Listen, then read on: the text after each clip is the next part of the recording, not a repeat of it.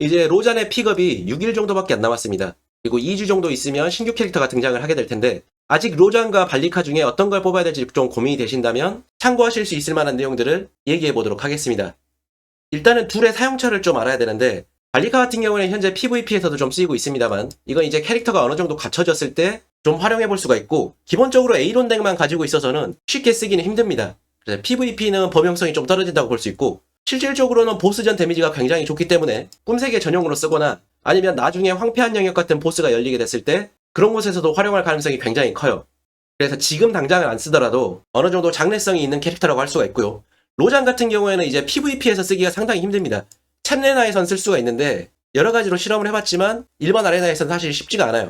로잔보다 본이라는 상위호환 캐릭터가 있어서 PVP에서는 많이 사용되지 않고 있고요. PVP를 하려면 전무강화 10강이 어느 정도 강제되는 것도 있습니다.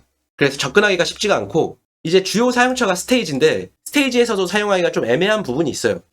예를 들어서 이렇게 에이론 덱에 로잔을 섞어서 쓰게 된다면 에이론이 두 번째 궁극기를 쓸 때까지 추가적인 CC를 건다든지 아니면 훅인처럼 쉴드를 강력하게 준다든지 이러한 효과들이 있어야 되는데 로잔이 이제 힐이 있습니다. 이렇게 초반에 시작하게 되면 사슬을 걸게 되고 사슬이 끊어졌을 때 광역 힐이 들어가게 돼요. 근데 이 광역 힐만으로는 에이론이 두 번째 궁극기를 쓸 때까지 좀 버티기가 힘듭니다. 그래서 이게 높은 양의 쉴드로 되어 있었다면 좀 말이 달라졌을 수도 있는데 로잔을 쓰는 것보다 훅인을 쓴다든지 아니면 딜이 필요한 곳에서는 본인을 쓰거나 추가적인 탱커가 필요하다면 타시를 쓰는 게 조금 더 좋은 결과를 많이 보여주고 있어서 스테이지에서도 나쁜 게 아니지만 다른 대체할 수 있는 캐릭터가 많이 있습니다.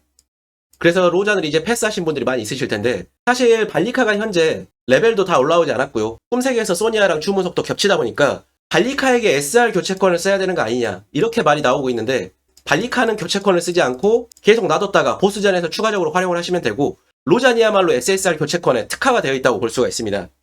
예를 들어서 발리카가 엄청나게 꿈세계에서 활약을 해서 두 곳에 들어가게 됩니다. 그래서 두 곳에 들어가게 돼서 뭐 21위에서 52권에 있다가 20위권 안까지 껑충 뛰었어요. 그러면은 황금 결정 한 개를 더 받을 수가 있겠죠. 그러면 전체 꿈세계 보스에서 두 군데를 들어간다고 했을 때 일주일에 황금 결정 2개의 이득을 볼 수가 있게 됩니다. 그런데 이제 로잔 같은 경우에는 전용 황금 결정 15개를 주고 있어서 사실상 발리카를 뽑아서 꿈세계에서만 전용으로 사용을 하게 된다면 여기서 이제 황금 결정 15개를 모을 때까지는 두 곳에서 들어간다고 했을 때 약 2달 정도가 걸리게 돼요. 그런데 이제 로잔은 많진 않지만 이렇게 황금 결정 15개를 공짜로 주고 있고 이건 이제 전무 강화를 교체권을 사용하게 되면 이것도 다 이전이 됩니다.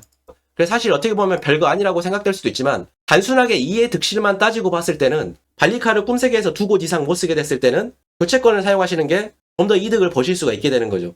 그래서 가장 이상적인 그림은 발리카를 뽑았는데 꿈세계에서 적극적으로 쓰이고요. 로잔도 어느 정도 뽑아놔서 중요한 SSR이 나왔을 때 교체권을 사용을 할 수가 있게 되는 거고 가장 안 좋은 그림은 발리카를 뽑았는데 꿈세계에서 활용처가 너무 적어진 상황에서 로잔을 명함 정도만 뽑고 일법으로 넘겨놨을 때 언제 SSR 교체권을 사용해야 될지 기약이 없는 이런 경우가 가장 안 좋다고 볼 수가 있습니다. 그리고 발리카 같은 경우는 SR이고 로잔 같은 경우는 SSR입니다. 만약에 로잔을 레전드 플러스로 일법으로 넘기게 됐어요. 그러면은 어쨌든 신화 플러스를 찍어야 여기 있는 황금 결정을 받을 수 있기 때문에 4장을 뽑아야 됩니다. 그런데 이제 SSR 교체권을 얻는 게 3월 셋째 주에서 패스권을 사신 분들은 3월 셋째 주에 얻을 수 있고 패스권을 안 사신 분들은 3월 넷째 주에 얻을 수 있습니다.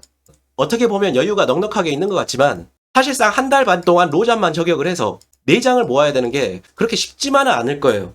일법에서 1000장 치고 거기서 8분의 1 확률로 또 로잔을 뽑아야 되는 거라서 사실 일법에 SSR이 넘어가면 얘를 저격해서 구하는 게 쉽지가 않습니다.